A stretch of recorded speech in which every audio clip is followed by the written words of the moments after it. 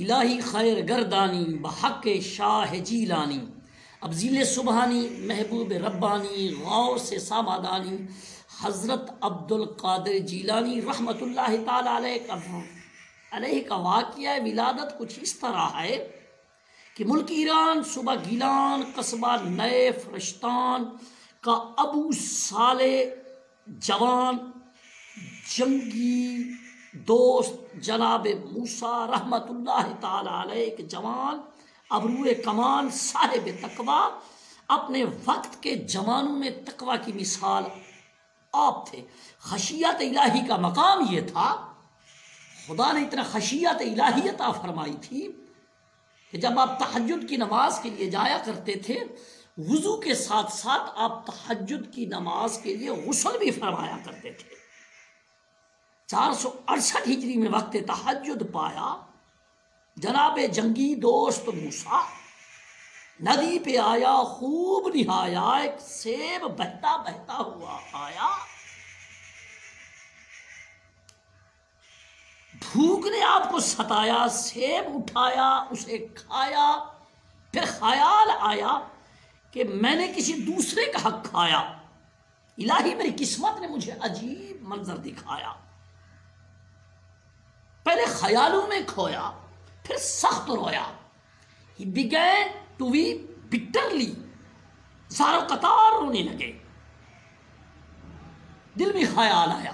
جب تک سیب بخشواؤں گا نہیں اس وقت تک گھر جاؤں گا نہیں۔ بس اس ندی کے کنارے کنارے چلنے لگا، گھر چھوڑ دیا۔ قلندر لاہوری فرماتے ہیں تیری محفل بھی گئی، چاہنے والے بھی گئے، شب کی آہیں بھی گئیں، صبح کے نالے بھی گئے، دل تجھے دے بھی گئے، اپنا سلا لے بھی گئے، آکے بیٹھے بھی نہ تھے اور نکالے بھی گئے۔ آئے اشاق گئے وعدہ فردہ لے کر، اب انہیں ڈھونڈ چرا گئے رخ زیبا لے کر۔ مصمم ارادہ فرما لیا کہ جب تک سے بخشواؤں گا نہیں اس وقت تک گھر جاؤں گا نہیں۔ ندی کے کنارے چل دیا، شب و روز کی مسافت کے بعد ایک باغ میں پہنچا، سیبوں کا باغ تھا۔ اندر داخل ہوا، کیا دیکھتا ہے؟ ایک بزرگ ہے، سفید ریش ہے، اللہ کا پیارا بندہ ہے، اس چار دیواری کے اندر تشریف فرما ہے۔ کسی سے پوچھا یہ کون ہے؟ فرمایا اسی باغ کے مالک ہیں جس کے پھل اس نہر کو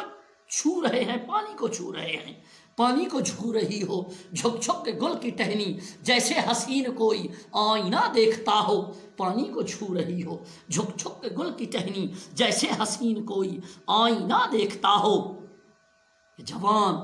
جناب موسیٰ جنگی رحمت اللہ تعالی علیہ یعنی والد محترم شیخ عبد القادر جیلانی قریب گئے، سلام کیا،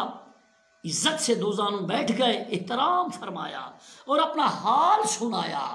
کہ میرے بزرگوں میں تہجد کے وقت غسل کرنے اور وضو کرنے کے لیے ندی پہ آیا،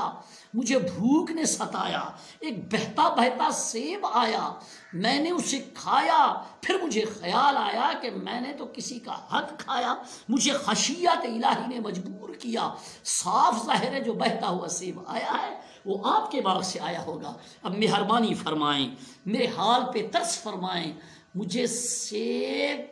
بخشیں اور اجازت واپس گھر کی عطا فرمائیں۔ بزرگ تھے، اللہ کے نیک بندے تھے، کچھ دیر سوچا کہ اتنا تقوی والا جوان، اس نے اس کا حسب نسب دریافت فرمایا، بزرگ نے قریب بٹھایا، حسب و نسب دریافت فرمایا، اس کے تقوی پہ حیران ہوئے، جناب عبداللہ سومی حیران ہوئے اس کے تقوی پہ۔ کچھ دیر سوچ کر کہا میں تو نہیں بخشوں گا اس وقت تک کہ آپ میرے ساتھ کام کرتے رہیں، پھر بھی میری مرضی ہوئی تو پھر کہ میں اس کے ساتھ کچھ وقت نبھا لوں، اس کی چال ڈھال گفتار کردار کو دیکھ لوں۔ تو جناب موسیٰ جنگی دوست ابو صالح جوان ابروئے کمان دور دندان سیف زنتگان طوطی گفتار مین و منکار ساقی بے آب شیشہ بے مل خشیت الہی کا مالک خوف خدا رکھنے والا کچھ وقت تک اس باغ کی گوڈی کراتا رہا۔ پھر ایک دن جناب عبداللہ نے بلایا، کہا کہ میں چھٹی تو آپ کو دیتا ہوں، سیب تو آپ کو بخشتا ہوں، لیکن ساتھ ساتھ میری ایک شرط بھی ہے کہ میری ایک لڑکی ہے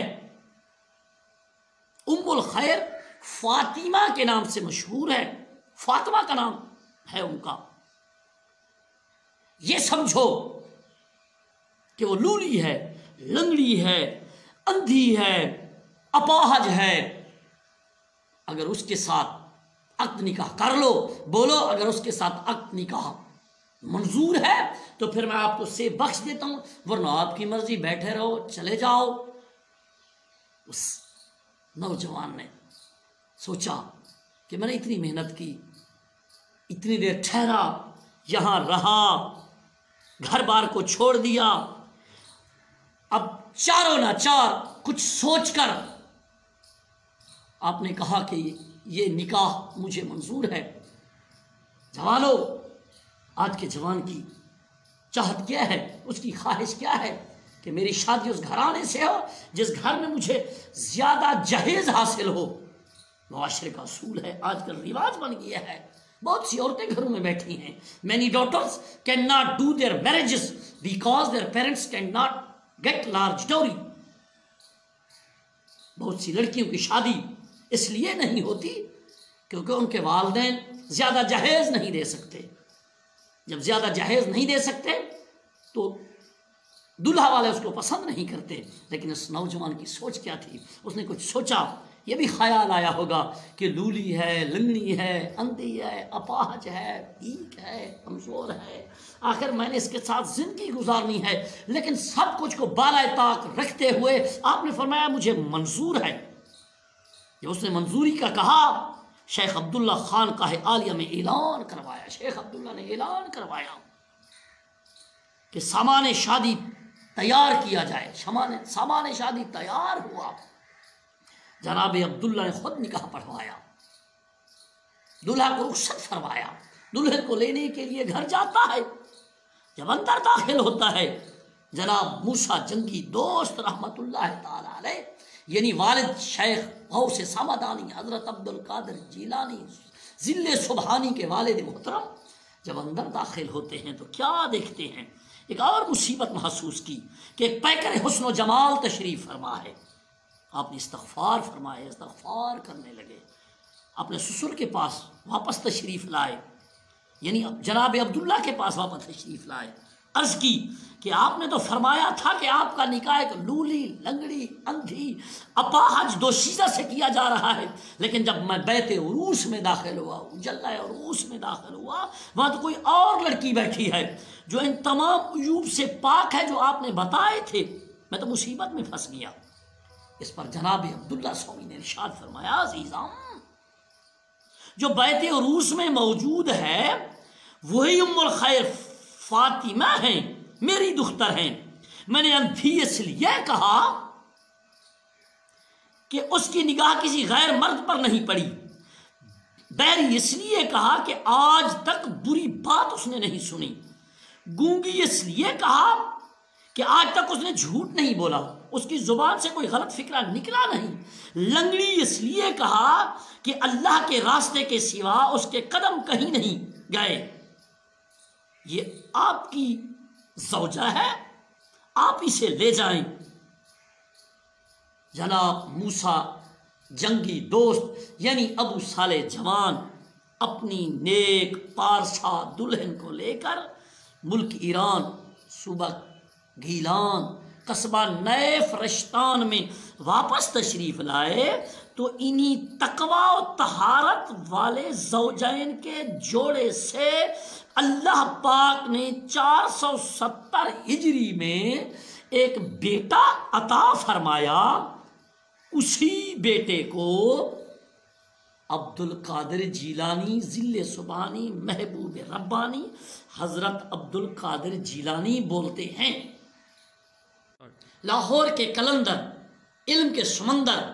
حضرت ڈاکٹر محمد اقبال رحمت اللہ تعالی علیہ فرماتے ہیں، نگاہ کامل مرشد سے ہے عشق مصطفیٰ حاصل، نگاہ کامل مرشد سے ہے عشق مصطفیٰ حاصل، خدا کا قرب دیتی ہے محبت پیر خانے کی، سلطان اولیاء کو ہمارا سلام ہو، جیلاں کے پیشوا کو ہمارا سلام ہو، سلطان اولیاء کو ہمارا سلام ہو، جیلاں کے پیشوا کو ہمارا سلام۔